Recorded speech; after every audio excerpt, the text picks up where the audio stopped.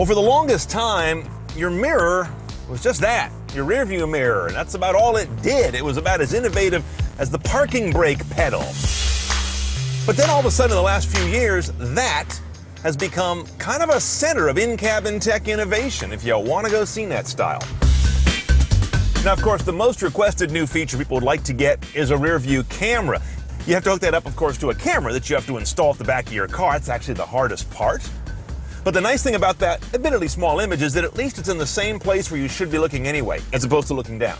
Next up comes dash cam. Americans are kind of warming up to these. Many of our viewers in other parts of the world know exactly what I'm talking about. This mirror, for example, has got a forward-looking HD camera on it right here on the side that is always looking out and can record on demand, or when there's an impact, it'll auto-record and save 10 seconds back.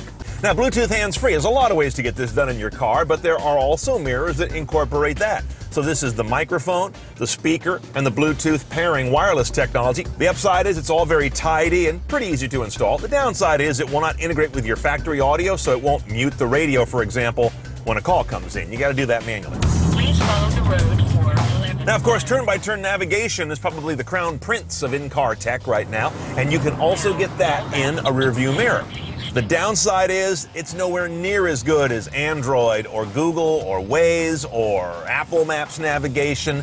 It's a big step down, but it's tidy. And maybe you're one of those Luddites who doesn't have a smartphone, in which case it'll be a miracle. Connecting to OnStar. OnStar. Those guys used to offer a dedicated mirror called OnStar FMV that would have OnStar features built in, many of them, not all. It was missing some key things, like remote door unlock, or stolen vehicle location and slowdown. So it didn't sell real well, but if you want the smaller subset of features that it does support, they're still out there for sale. Quite a few of them in stock new at different retailers, and OnStar will still activate them at their usual service rates. And of course, General Motors recently rolled out the first full video rear view mirror on the Cadillac CT6. It is amazing. I have no doubt that becomes the default technology in all new cars in a few years, but in the meantime, the only way you can get it is buying a new car. There's no aftermarket model that I know of.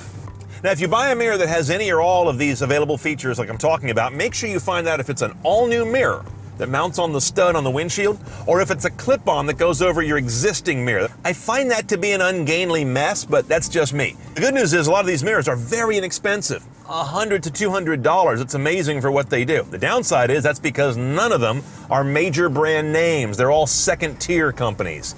So you're going to have to sift a lot of reviews and a lot of user feedback to find the good ones, but I believe there are such out there, in my experience. It's just not drop-dead simple. More car tech demystified right now at cnetoncars.com. Click on Car Tech 101.